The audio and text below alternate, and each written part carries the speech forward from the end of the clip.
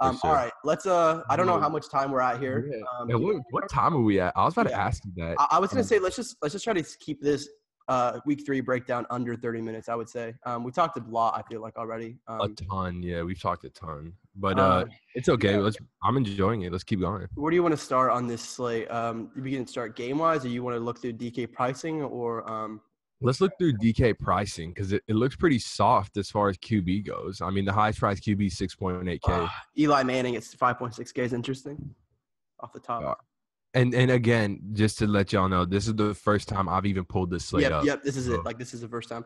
Oh, man. So the first thing I thought about when I thought about Eli Manning was Odell, and they did price Odell up, 500 up, 8.7K versus Saints this week. That's interesting. Man, I think that's real interesting. I wonder where people would go on Odell this week. There's no way the Saints are gonna be able to cover Odell Beckham. There's just no way. Let's start this. Let's just go position by position, starting on DraftKings, starting with QB.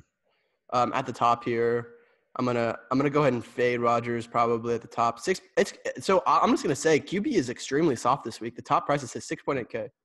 Right. So, they're clearly saying, all right, go spend your money elsewhere probably.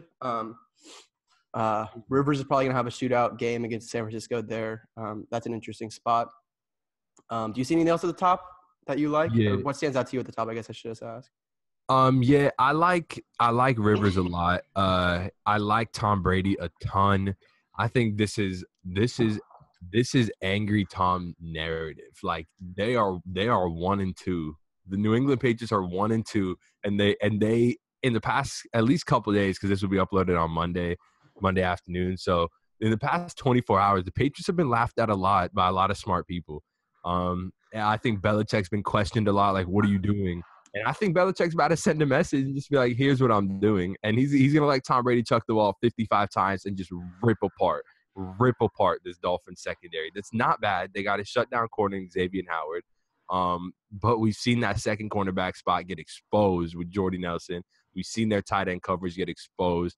Rashad Jones was out for that game, which is another huge reason I moved on Jared Cook. Rashad Jones is like a all-pro caliber safety for them, and he was out. Even though Minkah Fitzpatrick, their rookie, is an exciting player. I just think Tom Brady's going to rip him apart. He's at home. I think I'm going to go Patriots stack as far as. Yeah, we'll get to Gronk. I mean, I just saw Gronk's price. He's 7K, and he's got 5 targets last week and 4 targets the week before. So it's an interesting little dynamic you've got there. Obviously, the Patriots didn't run very many plays this week, but still, he's priced tough. He's priced tough at 7K. 7K. I'll play it. All right, let's stick with quarterbacks though. Yeah, Matt Ryan versus Cincinnati. We know how soft Cincinnati's been this year. I'm already thinking about another tight end, Austin Hooper against Cincinnati. I'm sure he's priced down again. He didn't do well this week. That could be interesting. But anyway, what do you? No, it's all good.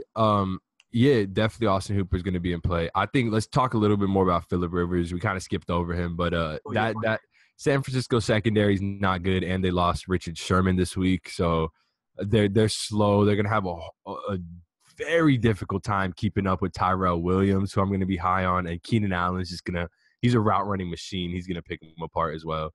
But I like Tyrell Williams a lot because these fast wide receivers is something you can take advantage of versus San Francisco because they have a lot of slow-footed cornerbacks. Richard Sherman's out. I don't know who their backup is. Maybe it's a quicker guy, but I like Tyrell Williams. I like the Gazelle versus San Francisco. I think I'm going to go ahead and fade Drew Brees this game.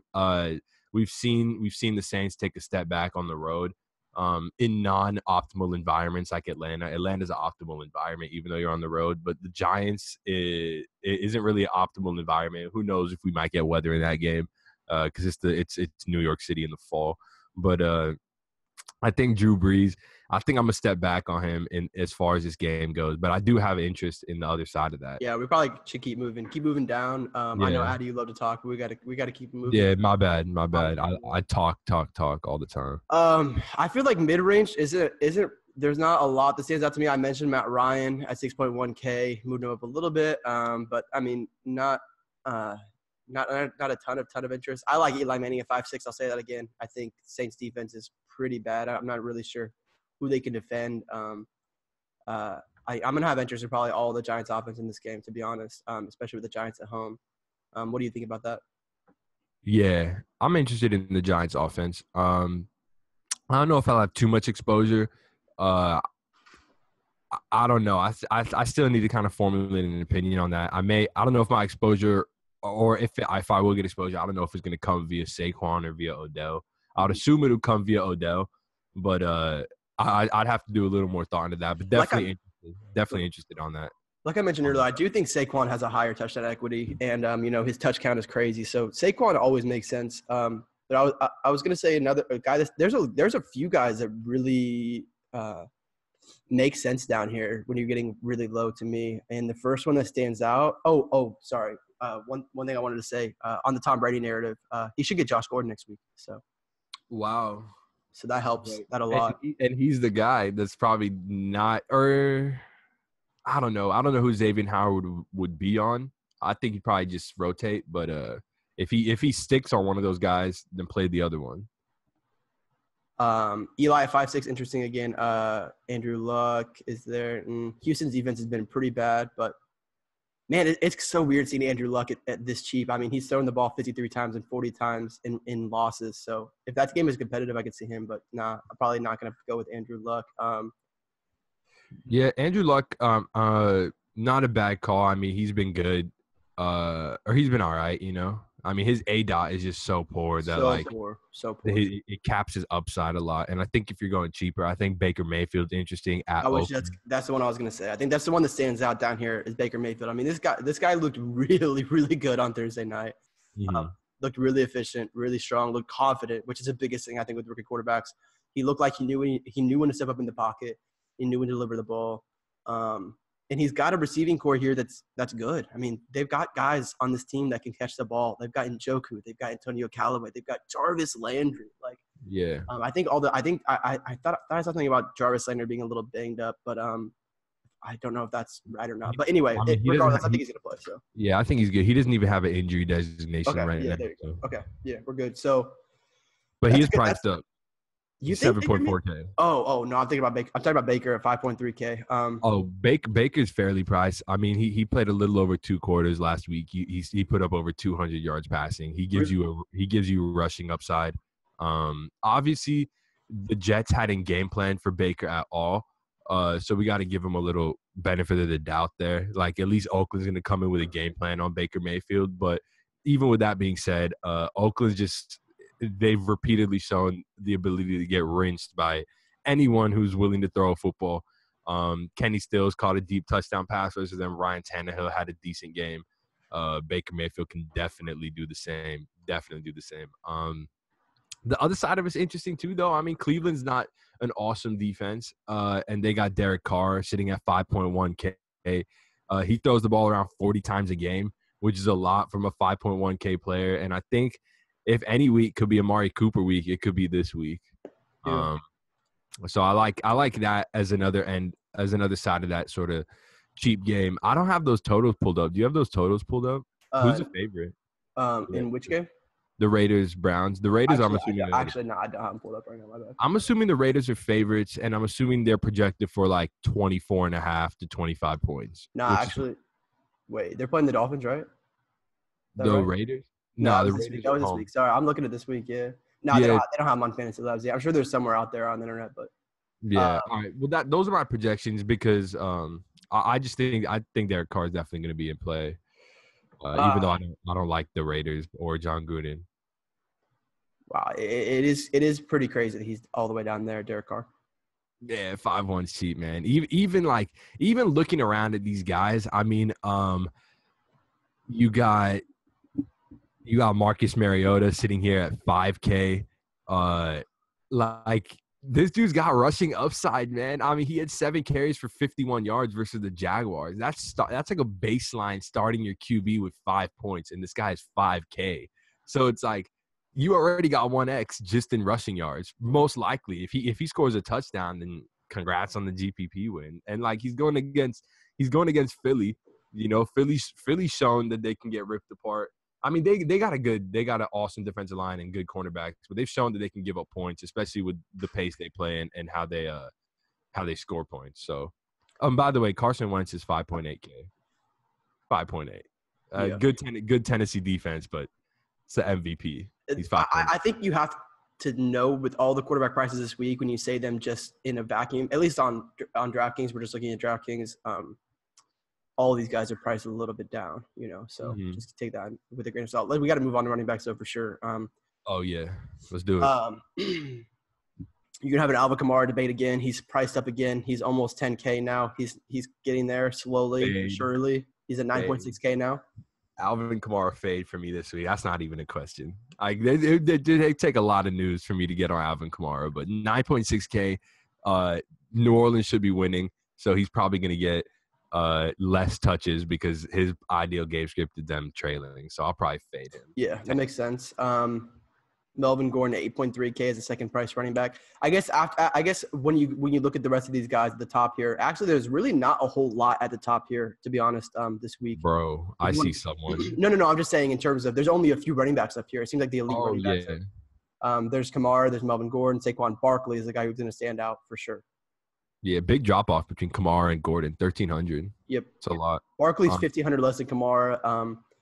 I mean, I don't want to. I mean, to me that seems obvious. To me that seems obvious.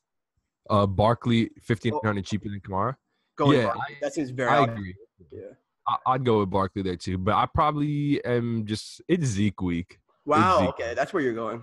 It's Zeke week, people. It's about to be Zeke week. I mean, he's 7.7K in the best matchup you could possibly ask for. This dude just rushed 16 times for 127 yards. On the road versus the 12th man in Seattle. And he had 8 targets. Yeah, this dude, it's Zeke week. Zeke should be 100% owned in your lineups. I'll say it on Monday. It's Zeke 7.7K, 7.7K. They don't have another offensive piece on that. It's Zeke week. It's so gross. Like Detroit is going to stack this box. So you're reliant on Dak to complete a few passes. Dak, by the way, is sitting around 5K as well, so he's also a good play.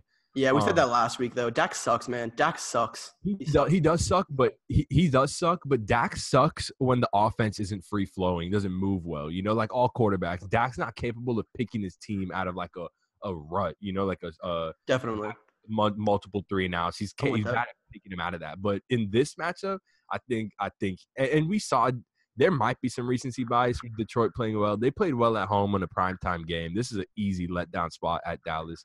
I think Zeke rips them up, and I think I'm gonna have the Cowboys defense as well. No, like 2.4K. I'm locking that in. The Cowboys defense is the third highest adjusted sack rate. The offensive line played well for Detroit, but I think I'm really interested. I could see this time of possession being so tilted in Dallas's favor if they establish their correct game plan. I could see this being so tilted. And for whatever reason, if Dallas starts trailing, Zeke will rack up catches. So, in the mid-range here, you've got Jordan Howard, David Johnson, Gio Bernard. I have a lot of interest in Bernard if Mixon remains out, but I don't think Mixon is – I think Mixon's probably going to end up being another questionable designation on Friday. He worked at practice last Friday. It's a minor knee injury. I think it's a decent chance that we're going into like a game-time decision on Sunday. And but if Mixon does end up being out, Bernard against Atlanta, where again they funnel to the running back, funnel catch to the running back. Gio's just going to be sitting out there. I think Cincinnati could be playing from behind. Gio makes a lot of sense. Gio's a sick play. If he again a guy who's pretty dynamic, who if he has the ball in his hand can make something happen. He makes a lot of sense in this game. If Mixon is out, do you want to say anything else about them or anything about Jordan Howard, David Johnson, anyone in that range? Yeah, I like Gio. He's probably. Again, only if Mixon is out. Mixon's of course. Mixon's in. Both of them aren't in play. Just too much. Too much money. Of course. Here's what I'll say about David Johnson. I recommended him in Adi's action. I thought that this would be a competitive game that Arizona could win. They ended up losing 14-16, but they were leading most of the game, and David Johnson still didn't get the work I wanted. He only got 12 carries, despite them leading most of the game. Chicago sat on 0 points and then 3 points for a while. And Arizona just didn't give David Johnson the touches he deserves. He got 4 targets. He caught them all. He scored a touchdown as well. But 6.6K super cheap, and he's going to have a monster game, a few of them this season. But I don't know. I just found the chalk under 5K guy. You want to find him? You want to find him for me? Oh yeah, I think I see him. Oh, I see Marshawn Lynch down here. No, you missed. I'll keep looking. It's really obvious. 4-3. No, you went too far. Chris Carson. Chris Carson. He had 32 carries last week. He got 32 carries? 32 carries. Yeah, they just decided they were like, all right, he's our guy. We're just gonna go with him. So. Oh my goodness. 32. Yeah. I mean, apparently when he's not fatigued for special teams, which I still think that was a bullshit excuse that he just said. I mean, I don't know, maybe not. I don't know why he just made that up, but apparently Chris Carson is just going to be the guy if they were leading, and they should be leading in this game against Arizona. Arizona's defense, really, other than they've got Patrick Peterson covering a receiver, is pretty abysmal. Yeah. The merit to fading him would just be the merit to fading him. And I'm obviously just saying the merit to fading what looks to be a chalk guy would just be that Russell Wilson dominates so much of that offense, and the fact that this could just be a disgusting game in general. Like, it could be a really bad game. Could be pretty ugly. Yeah, but definitely awesome play. But I actually just want to. Sorry. There's a few other guys in this range, this mid-range. I think Tevin Coleman is an outstanding play at 5.9K if Devontae Freeman is out. Cincinnati just got ripped apart by Christian McCaffrey. They've shown a propensity to get beaten by running backs in the passing game, which Tevin Coleman does. Tevin Coleman's at home, which he performs better. If Devontae Freeman is still out, I'm going to have a really hard time not clicking Tevin Coleman at 5.9K into my lineups. Like, if Devontae Freeman's out. Yeah, Freeman still doesn't practice. I think he'll be out again this week. Yeah, it's going to be really, really hard for me to lay off that. But just to go down, I was talking about a few guys when you haven't had me find Chris Carson, but I think Marshawn Lynch at 4.8K is not a bad play. I'm surprised they haven't moved him up yet. I'm really surprised. I mean, he started the season at 5.3, and he hasn't really had a game where he didn't meet value. Like, in his in going in order, he put a 12.9, 14.8, and 17.6. He's slowly been getting more touches. He gets 2 to 3 targets a game. I was gonna say I don't know what their offense looks like inside the 10. I haven't watched them a whole lot, but I can tell you every time I watch them, it's just Lynch getting the ball. They love to run it inside the 5, and I don't know what the numbers say again, but I would guess that it's heavy Lynch. So yeah, it's at 4.8K if you want an equity on their offense. I mean, they're playing the Browns at home. Yeah. He scored a touchdown every single week. He's probably going to score one this week too. So. Oh yeah, I'd bet on him to score a touchdown this week. I mean, so that could be a valid way to go, is like a Lynch and Carson type of thing, and if you want to turn it up somewhere else. And a touchdown is almost 2x right there. So. Anyone else down here you want to talk about? Because we gotta keep moving. For sure. Anyone else? No, I think Dion Lewis might have value at some point if he starts getting more targets, because he's so talented. I like Dion too. I've been waiting for that. I've been keeping an eye on that. But didn't Derrick Henry score this week? No, he didn't. He still had 18 carries though. Man, this guy, 10 carries, 2.6 average, 18 carries, 3.1 average, 18 carries, 3.2 average against Miami, Houston, and Jacksonville. When are you going to stop giving this guy carries? This guy sucks. Yeah. Just another Bama running back who's busting, honestly. Aaron Jones is back for Green Bay. He looked really, really good. He had 6 carries, 42 yards versus Washington. He looked really good. And Aaron Rodgers looks like he's getting frustrated with the state of his offense. I think he wants a running game, a consistent running game. Something to take the pressure off. Well, I mean, he's banged up. He needs something. He needs a little bit of relief. He needs some help, and I think this will be the matchup. I think Buffalo. This is a letdown game for Buffalo. Anyone I've seen coming off a massive win on the road in Minnesota, now they're going on the road to Lambeau. I think Green Bay decimates them, and I think all their running backs get a fair amount of work. And I think whoever's the lead dog come Sunday, play him or consider playing him, whether that be Jamal Williams or Aaron Jones. Looking at this right now, though, I do agree with you. I think Zeke. I think Zeke is the way to go at running back. That's the way to start your build. Let's move on to wide receiver. Lots of options at the top at wide receiver. Honestly, I like 3 of the 4 guys at the top. Honestly, even Julio here is really interesting.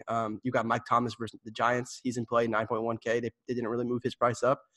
They moved it up a little bit, 200, right? So they got Odell, but you got Odell right under him, 400 less against the Saints.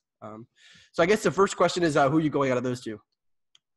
I'll go Odell out of those 2. I think Wow, man, that's hard, actually. It's That's tough. so hard. I mean, if you watch these Saints games, every time Breeze looks downfield, it looks like he's looking at Michael Thomas first, and then he's going somewhere else. Yeah, I said that way too quick, Odell. That is hard because Michael Thomas, man, we talked about it. This is the most efficient wide receiver in the league with targets. No one is dropping. Like, this dude is not dropping. He's 40 targets. He's caught 38 of them. Like, he's not dropping passes. And his quarterback is quite good. And his quarterback, oh yeah, he happens to be the most accurate passer of all time. So, so yeah, like, it's kind of a good combo. And this Giants secondary is bad. I mean, they have Janoris Jenkins, who they shadow on number one wide receivers.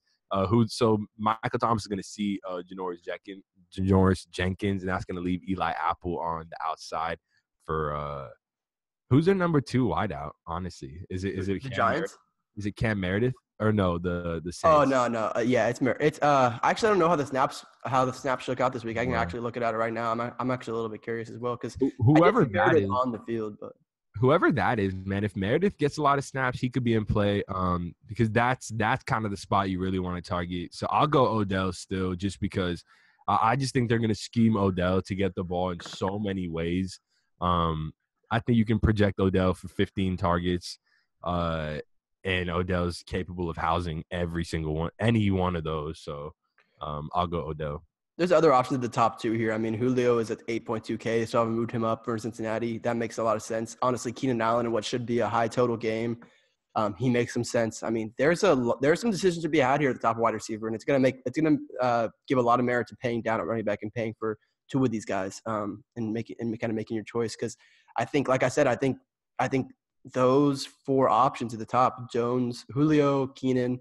My issue with Julio at this point is that Atlanta offense is kind of really spread out. Now that Calvin Ridley is starting, I don't know how much it doesn't seem like he's not like a Michael Thomas. They're not looking at him right from the get like they have been. And maybe that changes because he's Julio, but right now he's just kind of a piece of the offense. He's not like the place they're going first or anything like that when they go to the passing game like Michael Thomas is. Yeah, I agree with that. I mean, Julio, obviously dynamic talent, but I mean, it just seems like when Matt Ryan looks up and he sees two guys on Julio, he's just like, all right, not going to go there. He's not even going to give him a shot. He's just like not throwing it there. So keep moving down here. Devontae Adams looks like he's priced probably out, but I do think there's merit to Aaron Rodgers and that offense. I'm just not going to do it in cash. Aaron Rodgers looked out of it this week. He just looked out of it. He doesn't look like he's all the way there. It sucks. It really sucks. You could kind of feel like eventually this year it's not gonna last the whole year. He's just too banged up. There's no way he's gonna make it. But we'll keep an eye on that. But I like Chris Hogan at 5.8K. I think Josh Gordon coming back could eat into his work, obviously, but I think it also helps him out, man. There's not enough speed in this Patriots offense. This Patriots offense needs a Josh Gordon to open it up. I don't think Hogan's going to come off the field for Josh Gordon. I think it's going to be Dorsett. No. Yeah. Hogan won't come off the field. It might just hurt his his target share, but I mean, regardless, like this guy, he's only gotten a combined 14 targets through 3 games, 5 targets, 4 targets, but he played every single snap on offense versus the Lions. He's a guy that's out there. And I think at 5.8K in a game where I think the New England passing attack just absolutely goes off to the extent that like I went with the double stack of Woods and Gurley. I can very, very easily see myself having a double stack of like Hogan and Gronk with Brady this week. So I think Hogan at 5.8K just seems too cheap. Amari Cooper, he's 5.6K. There's going to be a point in my life where this guy is out of it and I'm going to be happy. But for right now, 5.6K is super, super cheap. He showed his upside versus Denver, which is going to be an easy matchup for wide receivers throughout the season. But 10 targets, 116 yards, just to fall back on his face on an East Coast game, a 1 p.m. East Coast game at Miami versus Xavier Howard, two receptions, 5 targets. So kind of ignore that. His week 1 and week 3, he had Aqib Talib, Marcus Peters, and Xavier Howard. And the 1 week where he had a beatable matchup, he had 10 catches, 116 yards. So I think Amari Cooper is definitely in play. Corey Davis is a guy you're going to hear a lot of sharp people try and talk up. He is 7th in the league in WOPR, which is weighted opportunity rating. He's getting a bunch of targets. He's let me look it up. I believe he's like 6th in the league in target share on his team. He's up there in air yards as well. Or he's 6th in the league in target share, period. And then he's leading the team in air yards and targets. And he's got a decent matchup, a one in which they should be trailing. So I like Corey Davis as a sheer opportunity guy. I like Corey Davis. Let's just go real deep real quick just to wrap this up. I mean, we can talk. I think we should just skip tight ends for now, honestly. But you can look real quick. Last piece, not to interrupt. No, I was gonna say under. I mean, go ahead, Larry Fitzgerald. We've talked way too long, but go ahead. We talked way too long, but Larry Fitz 5K versus Seattle. Yeah, we've seen Seattle give it up to wide receivers, especially wide receivers in the slot, which we could see a lot of Fitz out of the slot this matchup. So I like him. Anyone under 4K for you? Because I've got some under 4K. Go ahead. I'll look. If we know Meredith's snap count, he could be the guy. By the way, he only got one target this week, so I don't know what his snap count is. But for me, and again, this is going to be snap counts, and they're not out yet. But Jakeem Grant really stood out to me when I was watching the Dolphins this week. A guy who's extremely dynamic. They're going to be trailing from behind. They're going to want to get the ball, and they're going to want to get the ball in the hands of players who can make plays. Again, I really want to see how these Miami snap counts shake out. I don't know how they're really playing this right now. And their air yards are all over the place. And I don't know if they're doing a rotation or what's exactly going on with all these guys healthy. But if it shows that Jakeem Grant has been on the field and he's getting snaps, and I would really love to play Jakeem Grant. Again, a really dynamic player who can do a lot. And the Patriots defense is not the best right now. So I'm gonna make the same call except even cheaper, and I'm gonna go with Devontae Parker. Same side. He's 3.5K, man. Like this is a 6.3K wide receiver. That's 3.5K in a very good matchup. So if his snap count is anywhere above, I'm gonna set it low at like 65%. Because I think he's going to get a lot of those targets when he's on. If his snap count is above 65%, it's a Devontae Freeman lock. Devontae Parker, but Devontae Parker lock. My bad. Yeah, we'll talk about this more as the week shakes out. But I do think that those Miami receivers they're gonna be very interesting to us as the week goes on. And I'm interested to see how those snaps shake out. They're not out yet, but in air yards this year it goes Stills, Grant, Albert Wilson, Amendola, Parker, but Parker just came back this week. Amendola was a little banged up. It's kind of all over the place. So just kind of have to wait and see how it shook out this most recent week just to get a feel for that. Because any of these guys could possibly be in play. Probably not Kenny Stills at his price, but other than that, all these guys can be in play. Okay, real quick, let's just name 2 tight end plays. You get 2 plays to talk about. You can pick your guys. All right, cool. The first guy I'll talk about, Austin Hooper. We've seen since he funneled targets to the tight end, Austin Hooper's got an increased workload with Devontae Freeman out, especially an increased red zone workload. So I think he's the guy who could easily get a touchdown in this matchup. And Hooper is always on the field inside the 10 every time. So yeah, and he's good. And Hooper's good, we should say. And then the second guy I'll talk about is going to be David Njoku. Both his receptions came with Baker Mayfield on the field. It's a good matchup versus Oakland. He's 3.2K. He's arguably one of the more talented athletically tight ends in the league. I mean, right now he's probably the peak tight end athlete, David Njoku. So I'm super excited about the idea of rostering him at 3.2K. They Baker and Njoku had a connection in the preseason as well. Did they? That was a thing all preseason, and so I think definitely Njoku is going to be I think he could be a really popular play this week just because we saw what he did with Baker. And at the top, Jimmy Graham is 4.5K again. Just want to mention that versus Buffalo. But also Gronk at 7K is going to be obviously a thought. And he's probably going to end up being solely a tournament play. But, I mean, he's definitely going to be in play. It's interesting that DK has continued to price him tough, which is really what's going to make him a tournament play is the fact that he started the season at 6.9K. He's first week he had a nice game, but he's ended up with 4 targets, 5 targets. He's still up here at 7K. So they're obviously putting their foot down on Gronk. They're saying we're not going to price him down, which makes him a tournament play. But all right, that's pretty much it for this podcast. I think obviously defenses are defenses, so we're not going to really go there. Mm-hmm. All right. I don't know how it's going to be interesting to see how long this podcast ran, but that's it. This was a long podcast. Appreciate everyone who made it this far. means a lot. Do you want to do a giveaway for anyone that made it this far, maybe, or should we make that more organized? I feel like we should make it more organized, but I feel like people deserve a giveaway who are listening to this podcast. We've been doing well on the podcast. We're getting a lot of downloads, so we appreciate it. Why don't we just do like a free let's do like a free month of NFL, right? All right. I think.